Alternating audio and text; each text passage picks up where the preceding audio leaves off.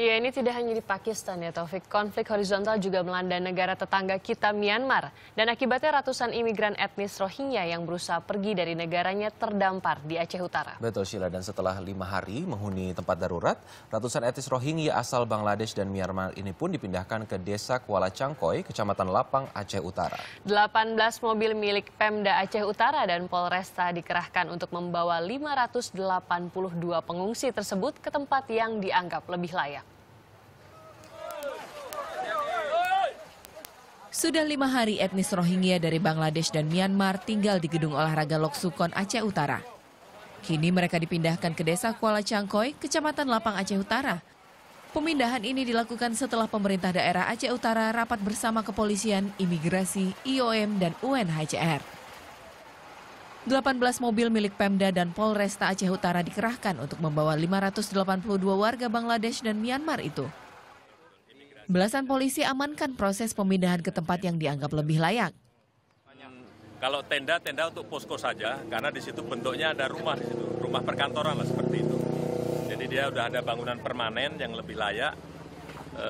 Perkantoran siapa itu sebenarnya? TPI itu tempat pelelangan ikan kalau gitu. Muat 582 orang itu. Insya Allah muat. Nah, lebih lebar dari ini. Pemerintah Aceh Utara sudah bentuk tim untuk menangani pengungsi Rohingya di penampungan baru.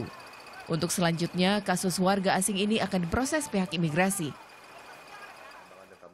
Juru bicara Kementerian Luar Negeri Armanata Nasir meyakinkan, meski Indonesia bukan negara yang meratifikasi perjanjian konvensi tentang pengungsi, namun Indonesia menerima prinsip non-refoulement, yaitu tidak memaksa pengungsi untuk kembali ke negara asal ketika dikhawatirkan akan mendapat bahaya atau penganiayaan.